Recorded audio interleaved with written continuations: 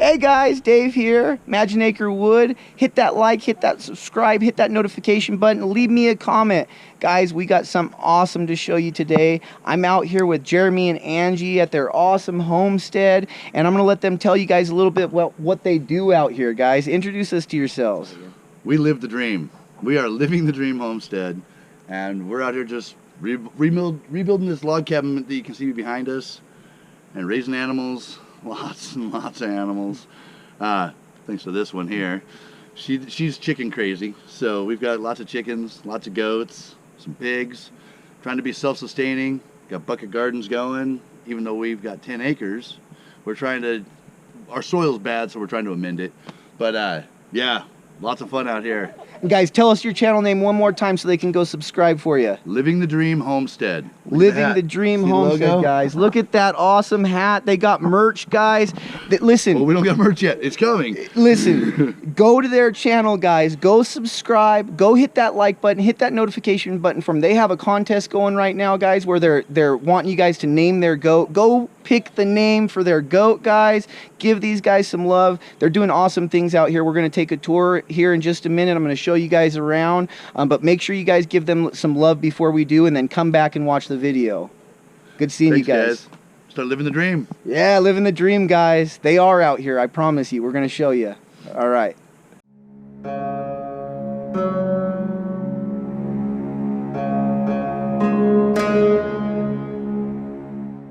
And so for this year, we didn't do any amending. We just bought potting soil, added our rabbit poo to it, and I like this. It's crazy how good it's doing. I like this, yeah. I mean, it's just amazing. This is a great solution, guys.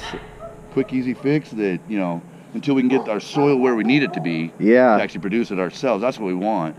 Yeah, this is a great idea, guys, for those of you out there in smaller plots as well. Maybe you don't have the acreage that me and Jeremy have, and you're looking to do something like this. You can do this even on a patio if you wanted to. Before we did this, our first step was, we call it urban homesteading, because we got the gateway drug, the chickens. Right, you know, right. That's it. You get hooked. Yeah. So we got the chickens, and then next thing we know, well, we'd always try to do little gardens. We had like a raised bed at one place, but she started doing the bucket gardens, and it was amazing how well they did. I mean, from trying to do raised beds and putting all that soil in, doing it this way is so convenient and easy. I saw a video on a guy that was taking, instead of using these, he was using these bags you get from the stores, those little fiber bags. Right on. And he put the potting soil in there, and they're doing great. And they just drain out? Yeah, the extra water just drains? It just drains right out. Wow, that's cool. So this is the one test we're going to see how it does, but so far it's doing really good. You have to keep us posted on that. I like that idea, because you can get a lot of these. I mean, people are throwing these away now. They're so abundant. Yeah. We put some plants in the ground just to see how they do. We're kind of doing a little experiment at a raised bed. We're trying to, and just get a little video series she's starting to do, but very cool. The ones in the ground, no bueno. Very cool. That's so cool. And of course we make the water bowl. Yeah. That's what it's for. Yeah, and I like that you lifted that up on a platform, making it easier to gravity feed, gives you a little bit extra flow there. So got our little honeybees. The neighbor's got honeybees on his property. And man, they come and eat. We're benefiting from the honeybees big time. That's awesome. But they're coming here, getting their water and taking it over. That's really cool. That plant, this is what's really amazing. For tomatoes, we've never had tomatoes do this good, ever. And she's been doing this a while. These things are just coming out like crazy. Now, we didn't start these from seed or anything. Okay. You know, they came from starts, but yeah. Now, do you think it's maybe because of the kind of early spring we had, early warm spring mixed with the kind of rain on top of that? I think we haven't had to water as much because of the rain. The early spring probably helped a lot. I think the rabbit droppings are helping amazingly. I bet. These two here had rabbit droppings, that one didn't. You can see the difference between the three. It's not a big difference, but it's going to be. Yeah, oh, for sure. As time goes on, too. Yeah, that's amazing. But I think also we've had more ability to give attention to the plants rather than just putting them out there, watering them once a day and leaving. We're actually able to get out here and prune them back, which is actually, don't film that there. No, I'm kidding. Yeah. They need to be pruned back some more already, but they look good. We're just so ecstatic. We've never had this kind of a harvest. That's amazing. If everything stays the way it's doing, this should be really cool. Yeah, and you know, it might be something that if you keep doing this well, you just stick with the buckets, you know. Well, you definitely want to go bigger if you can, but I've got a spot already started to be cleared out. I've got some footage of it. My neighbor that let me borrow that skid steer, or not skid steer, the telehandler to do the road. I had some free time, so I started digging a wallapini. okay. I want to do an in-ground greenhouse. Yeah. And I've got an area cleared out next to that where we'll have the garden also, an external garden. Now that's exciting. We get moose here, so I'm going to have to go 8 feet tall with my fencing. Right. So it's going to be fun. Yeah, they'll come right crashing into your fence, and moose they don't see well, so. I'm surprised we haven't had any moose or deer get this because we have them all over our property. Yeah. But they have not touched these. And I better knock Isn't on that some wood. amazing? Yeah, that's right so now. awesome, right? How cool is that? But yeah, this is the cabin. This is awesome. Snow took out my little cheater board there. So the roofing, the decking is all temporary. This was just put up to get the snow, keep the snow and the rain out as much as we could. Cause Yeah. we started building the trusses, we started doing all that, and I hurt my back. Yeah, understood. So And winter happens, guys, here in North Idaho, Yep. so we can't prevent it. It's coming no matter what we do. So, best you can do is brace for it. that's right. That's right. Absolutely. But it held off the snow. I'll probably have to replace a lot of those. I can see already some of my trusses already cupped a little there. Yeah. But we got a lot to finish on it, but it's so close now. Yeah. I think we'll have it done by winter. That's my hope. You can see light at the end of the tunnel, and You can see light moving through the forward. cabin. I'm gonna have to chink the heck out of it, but Yeah.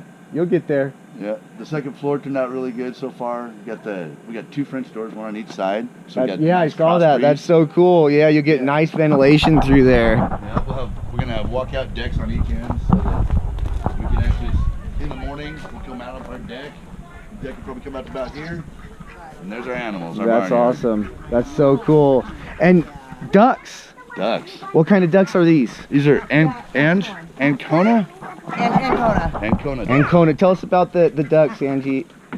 If anyone wants some, they're messy, they're stinky, they're cute, but We tried ducks one time. We only had a couple, but I agree with the messy and the stinky part of they it. smell worse than our pin. I mean, they need a bigger pen, but Yeah, this was supposed to be a temporary pen that's actually taking longer. Yeah, yeah. Boys are getting ready to put water in their tub for them, so they're getting excited. they're super cute, but yeah.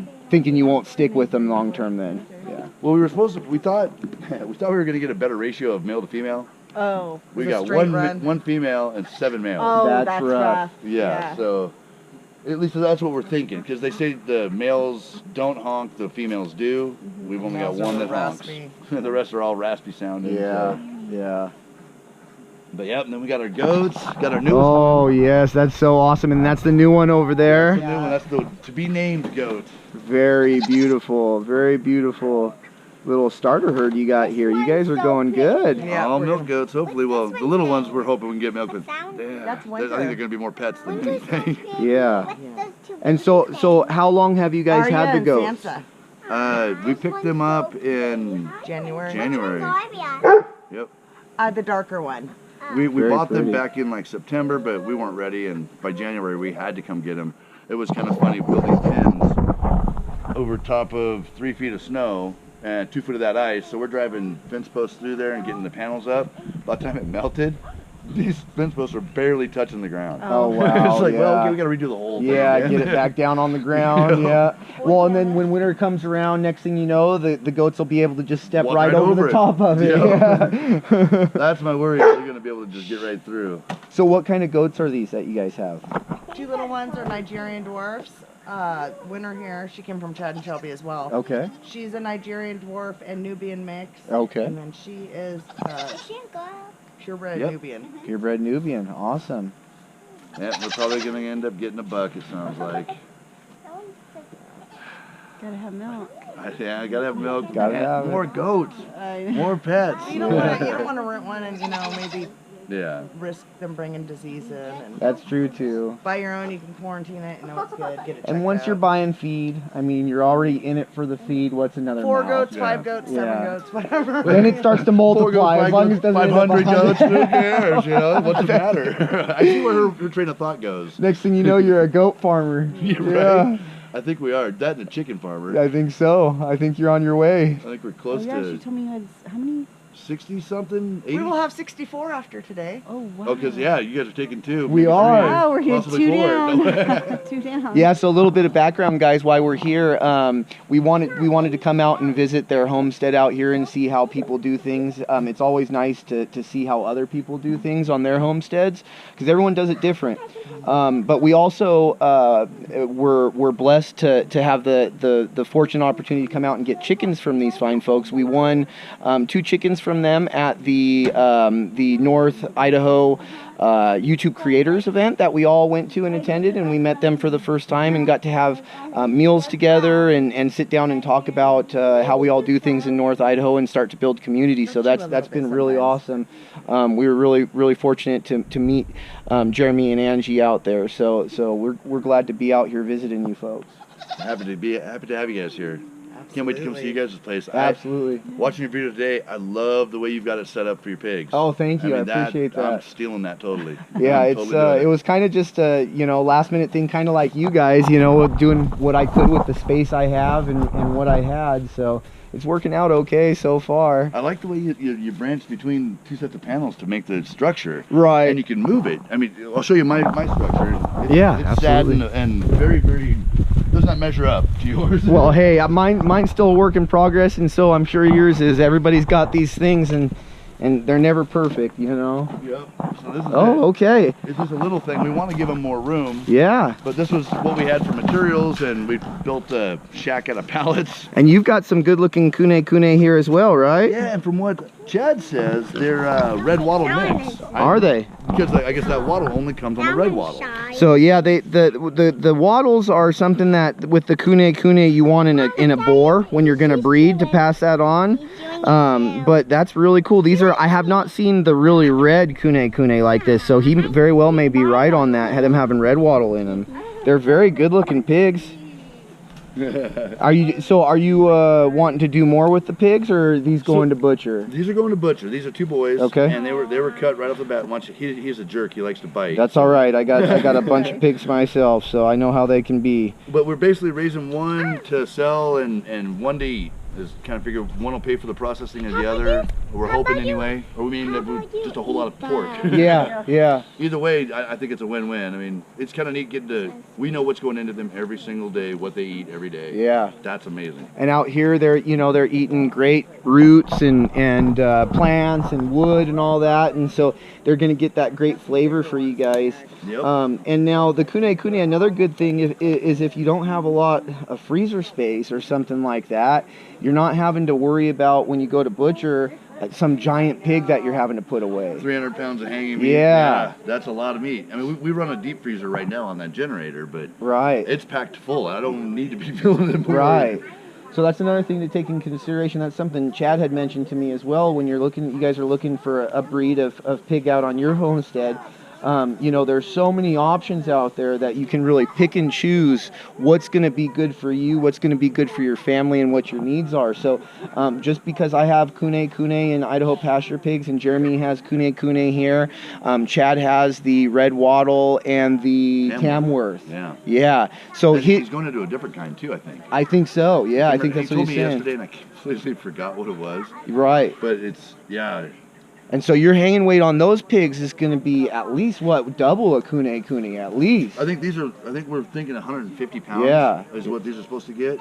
But they're so much more docile and less intimidating. That's the main reason the wife chose these. Is just the intimidation factor. You look at those ones that Chad has. Yeah. Those things stand to your hip. Yeah. You get knocked over by one of them, you're feeling it. You don't want to fall down in a Tamworth pig. These guys are no joke either. They knock you over. They're pretty good, but they're a small one, and they're not like a guinea pig or something. And they'll start to guys the boars, and these are cast. So I forget what they're called when they're not boars, but you can already see they're starting to get tusks. They'll start to develop tusks, and as they get older, those will actually get longer. But I imagine they'll go to butcher before that. That's a worry. Awesome. And so, how'd you guys deal with February? Well, we got here, we moved January, and thought, this is, everybody's thought, it's a pretty mild winter. It's been, mildest winter all for years, and should be easy. We started moving February. here. February hits, and it was a nightmare. We had some meltdowns. Yeah. And I'm not talking the water, I'm talking emotions. Yeah. I mean, it was pretty brutal. It was tough. February was tough for anyone that even those that are native to Idaho, guys. a little bit about our winter last winter. It was very mild all winter long until February hit. It turned out being about an average snowfall year for us, but it all came in February. So for even for us locals or people that had been in North Idaho a while, or those that, you know, that are used to this kind of weather, it was still rough for February because it came and it came and it came and it didn't stop. It right? did not. We at some points on our property we had snow up to here. Right. I mean, we could not get through. It was so deep. Nowhere to put it. No, we had Yeah. mountains. I had a mountain that was this tall. My neighbor would come through with a skid steer and he'd plow for us, and then I'd tune it up with my plow on my quad. Right. But it's just we started running out of spots. We were pushing snow like every 5 feet off the road. Yeah. And making a new mountain. It was Crazy. crazy. We did the Cackle Hatchery surprise pack, Okay. and so we've actually got a contest that we're going to be starting on that one too. Help us figure out what kind of birds we've got, because we went through 41 birds. Probably know what half of them are. The other ones we're still scratching our heads. Awesome. So- And if you guys, you know, when you go and check out Jeremy and Angie, make sure to check out their latest video. They're doing actually a naming contest for their goat that they recently received from Chad and Shelby at North Country Off Grid. So make sure you guys take a look at that and comment and participate in that. They're looking for some cool names. So Got a prize for the winning name, and awesome. we'll actually use the name. Awesome. That's awesome, guys. Cool. I like this setup. They've got some cool little perches to get up onto, and they're nice and shaded back here. And we've got a lot of hawks and owls up here. yeah, We got some big owls, so it's kind of nice having the branches to keep them from getting our birds. yeah. Have you had any losses yet? Not so far. Good, good. Plus the dog, he helps. I mean, he's not going to help with if a bird comes down to get him, but anything else comes close, he is on it. Yeah, Not to mention the other dog. I mean, but he is on it. He's out here all the time, so it could be clear out there, and he'll hear it, smell it, or something, and he's alerting. that's good. And with him being in such close proximity to the birds, I'd imagine they think twice about kind of swooping in here and trying to pick one off. Yeah, because they don't know that there's a fence between them. Right, right. Yeah, this is nice. I like what you did with the wood post holding up the chain link. It's such. Yes. It's just. Jerry rigged it out best we could. Hey guys, Sold. you know, and this is awesome because there's no excuse to why you guys can't do this if you want to. You know, if you really want to do something like this and you want to have it. You can't use money or anything like that as an excuse, because you can come out and you can salvage this kind of stuff. And look how awesome this run is for their birds, guys. I mean, it just looks really cool out here in the forest. It fits right in. It doesn't look out of place, and it's just really, really coolly set up. So you've got the post and beams coming across. Heck, if you wanted to and you had some timber, you don't even need to use T-posts like he's got out there. You could just go from timber to timber, which he's done in some cases here. We're actually gonna really cool setup. Going to continue doing that. We're actually extending the run out, and we're going to go just timber to timber. We're not going to put any T-posts down. Yeah. And we've got so many little jack pines, they're going to make fencing easy. Yeah, and you're saving $5 a T-post there. Yep. You know, so that's. I wouldn't pay $5 That's a T-post. awesome. Well, you know. I Craigslist and Yes. and Facebook Marketplace. Yes, but if you're paying retail, Yeah. he's saving $5 a T-post. So yeah, that's awesome. So guys, make sure you guys go and follow Jeremy and Angie and hit that like and that subscribe and that notification button for them, guys. Leave a comment, because if not, YouTube, you know how they are, they'll take you guys off of their channel. So if you want to follow their content, do all that, all of it. Leave the comment, and he comments back, guys. I promise you, he's going to comment back. So make sure you guys do that. And like I said, Jeremy, it's really awesome to see how you guys do this out here, because we've gained a lot of good ideas for how we want to do things, and everyone does things different out here. I really like your idea, because I'm clearing timber as well. I like the idea that you've just kind of left some corner posts, essentially, out of the timber and gone from post to post that way. I think I might have to utilize that in the future. I really like that. It might be because I'm lazy and it was easier Right. than driving a post. Right. Well, and then chopping the timber too. Exactly. You know? So that's so cool. Yeah. It works. I mean, you know, and like the chain link fence, that was all free. I got that off Craigslist. Yeah, that's so People cool. throw that stuff away all the time.